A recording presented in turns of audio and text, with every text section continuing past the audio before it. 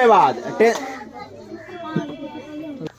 10th class second chapter समाजवाद एवं साम्यवाद। समाजवाद एवं साम्यवाद। सवाल है खूनी रविवार क्या है। इंपोर्टेंट क्वेश्चन है, खूनी रविवार क्या है, बार बार एग्जाम में पूछा जाता है, इसीलिए इसको हम लिए हैं। खूनी रविवार क्या है, खूनी रविवार क्या है। तो कह रहा है कि जैसे कि आप लोगों को नाम से ही कोई कोई क्वेश्चन ऐसा रहता है कि नाम आपको नहीं आता है, नाम से भी आप पकड़ सकते हैं। तो खूनी रविवार क्या है, खून रविवार के दिन हुआ था, इसीलिए इसका खूनी रविवार नाम पड़ गया। चलिए इसका देखते हैं विश्लेषण पूरा।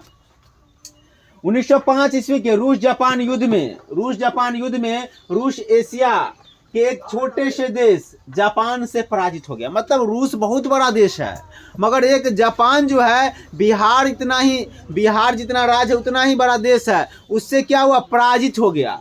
उससे पराजित हो गया तो जनता में असंतोष फैल गया। जनता तो पराजय जब हो गया ना, तो क्या हुआ कि रूस के जनता में असंतोष की भावना बढ़ गई। असंतोष की भावना बढ़ गई।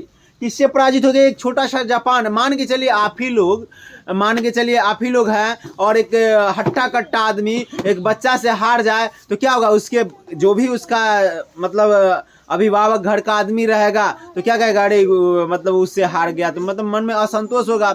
मान के चलिए एक बड़ा सा देश है और छोटा सा देश से हार जाता है तो असंतोष की भावना रहता ही है। तो यही कह रहा है यहाँ, एक छोटे से देश से जापान से पराजित हो गया। पराजय के अपमान के कारण जनता ने क्रांति कर दी। 9 जनवरी 1905 ईस्वी में लोगों का समूह प्रदर्शन करते हुए सेंट पीटर्सबर्ग स्थित महल की ओर जा रहा था। मतलब 9 जनवरी 1905 ईस्वी में लोगों का समूह प्रदर्शन मतलब इकट्ठा प्रदर्शन करते हुए क्या सेंट पीटर्सबर्ग स्थित महल की ओर जा रहा था।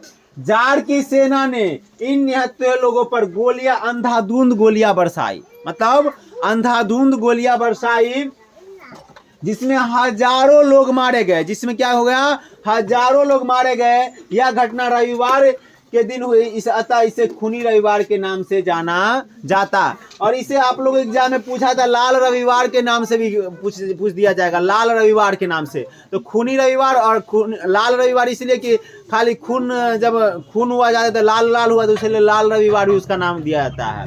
फिर से एक बार देख लीजिए। 1905 ईस्वी के रूस जापान युद्ध में रूस एशिया के छोटे से देश जापान से पराजित हो गया। मतलब छोटा सा देश था जापान, उससे पराजित हो गया।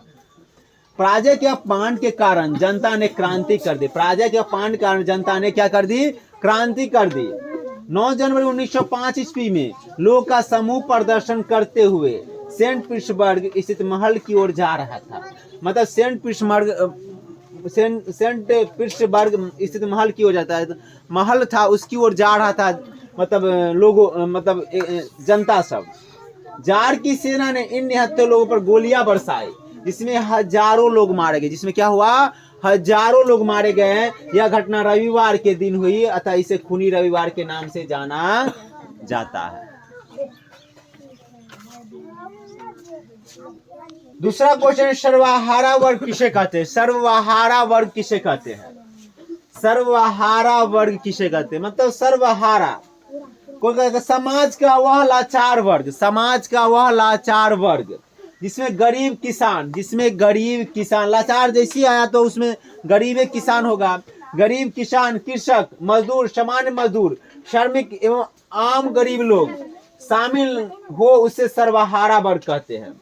मतलब मजदूर, सामान्य मजदूर, श्रमिक एवं आम गरीब लोग शामिल हो, उसे क्या कहते हैं, हम सर्वहारा वर्ग कहते हैं। मतलब श्रमिक एवं आम गरीब लोग शामिल हो, उसे सर्वहारा वर्ग कहते हैं। इस वर्ग के लोगों के पास बुनियादी चीज उपलब्ध नहीं होती। इस वर्ग के लोग पास बुनियादी चीज उपलब्ध नहीं होती है। मतलब इस लोग के वर्ग के पास बुनियादी चीज, हर एक चीज उपलब्ध नहीं। जैसे गरीब आदमी है, चाहे किसान आदमी, उसके पास हर एक चीज अवेलेबल नहीं रहता है। धनी वर्ग इस वर्ग के उपेक्षित नजरों से देखते हैं। उपेक्षित नजर, जैसे जो अमीर आदमी है, जो गरीब आदमी को देखता है, वो उसको घीन भावना से देखता है कि अरे ये गरीब है, ये इसके साथ नहीं रह सकते। वही करा, धनी वर्ग इस वर्ग को उपेक्षित नजरों से देखते हैं। समाजवाद की क्या विशेषता थी, समाजवाद की क्या विशेषता थी।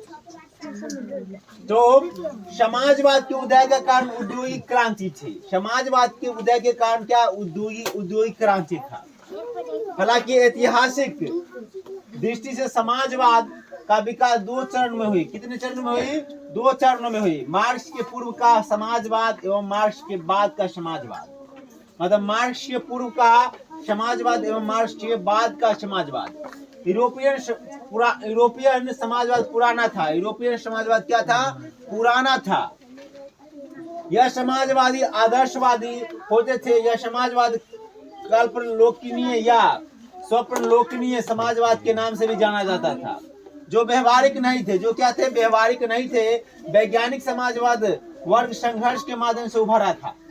वैज्ञानिक समाजवाद वर्ग संघर्ष के माध्यम से उभरा था। इनके विचारवाद प्रतिवाद संश्लेषण पर आधारित था। इसीलिए कि इसीलिए एक यथार्थवादी था तो दूसरा आदर्शवादी था। दूसरा क्या था? आदर्शवादी था।